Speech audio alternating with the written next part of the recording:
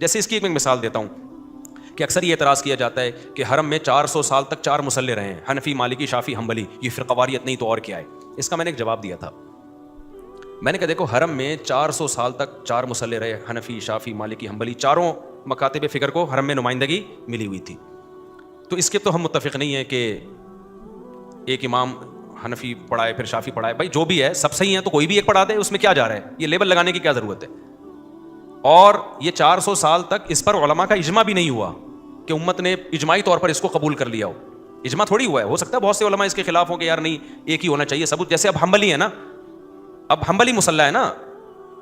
سعودی عرب میں، تو حنفی بھی ان کے پیچھے جا کے نماز پڑھتے ہیں کہ نہیں پڑھتے؟ حنفیوں نے یہ تھوڑی کہا کہ حنبلی کیوں، بھائی وہ بھی اہل سنت ہیں تو یہ بھی ہیں تو ٹھیک ہے سب صحیح ہے بھائی، حنفی ہو حنبلی ہو ہماری صحت پہ اس سے کوئی فرق۔ صدیوں تک حنفیوں نے حکومت کی حرمین پہ، حنبلیوں کو اس پہ کوئی اعتراض نہیں ہوا کیونکہ وہ ان کو بھی اہل سنت والجماعت میں سمجھتے ہیں۔ پھر جب حنبلیوں کی حکومت آئی تو سب سے زیادہ علماء دیوبند نے سپورٹ کیا ہے سعودیہ کو، پتہ ہے آپ کو؟ شروع میں مخالفت تھی کیونکہ معاملہ کنفیوز تھا کہ یہ کوئی خوارج ٹائپ کی کوئی باغی تو نہیں ہے، لیکن جب معاملہ کلیئر ہو گیا کہ بھائی ان کے عقائد درست ہیں تو حنبلی ہونے کے باوجود آپ کو پتہ ہے سب سے زیادہ سپورٹ کس نے کیا تھا ان کو؟ حنفیہ نے سپورٹ کیا، علماء دیوبند نے سپورٹ کیا، کیونکہ ہماری نظر میں حنفی اور حنبلی میں کوئی فرق نہیں ہے، ایک ہی مکتب فکر ہے، مسائل کا اختلاف وہی ہے جو صحابہ میں بھی تھا۔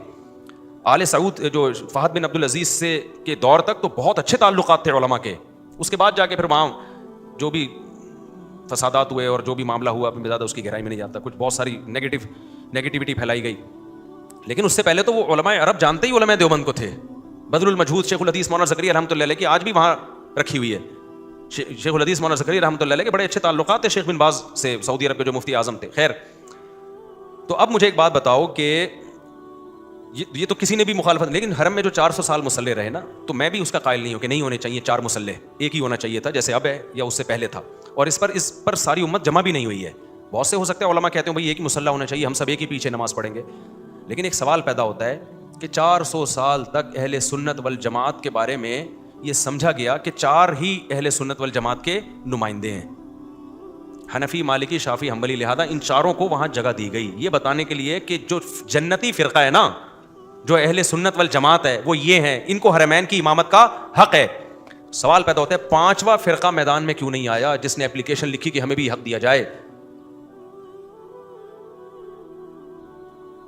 دوسرے آئے جو اہل سنت والجماعت، شیعہ حضرات نے بھی کوشش کی، جو اہل سنت نہیں مانتے اپنے آپ کو، زیدیہ، امامیہ، یہ جتنے فرقے انہوں نے بھی کوشش کی، لیکن اہل سنت والجماعت میں 5واں کوئی تھا نہیں جس نے اپلیکیشن دی ہو، اس کا مطلب وہ 5واں تھا ہی نہیں، تو امت گمراہی پہ کیسے جمع ہو گئی پھر؟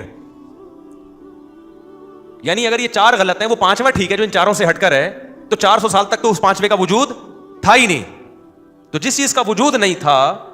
وہ برحق ہو سکتا ہے، یا جن کا وجود حرمین کی جن کو قیادت ملی ہوئی تھی وہ غلط ہیں، یہ وہ گمراہ ہیں، جبکہ حدیث میں آتا ہے کہ امت گمراہی پہ جمع نہیں ہو سکتی، تو جو فرقہ تھا ہی نہیں تو وہ کیسے برحق ہو سکتا ہے؟ سمجھ میں آ رہی ہے بات کہ نہیں آ رہی ہے؟ جو تھا ہی نہیں نا، اگر حالانکہ جو ناجی فرقہ ہے، جو نجات یافتہ ہے، وہ 1400 سال میں 1 سیکنڈ کے لیے بھی مارکیٹ سے شارٹ نہیں ہو سکتا، تو 400 سال تک وہ مارکیٹ سے شارٹ رہا ہے، صحیح ہے نا؟ تو 400 سال تک نمائندگی کس کو ملی ہے؟ انہی کو ملی، اور 400 سال پہلے بھی انہی میں سے کسی ایک کو ملی ہے، 400 سال بعد بھی انہی میں سے کسی ایک کو ملی ہے۔ تو یہ جو نئے فرقے مارکیٹ میں آ رہے ہیں نا، اور یہ کہہ رہے ہیں کہ یہ فرقواریت کا جو مفہوم یہ لوگ بیان کر رہے ہیں، اس مفہوم کے مطابق 99% امت جا رہی ہے جہنم میں، 4، 6، 8، 10 افراد کہاں جا رہے ہیں میرے بھائی؟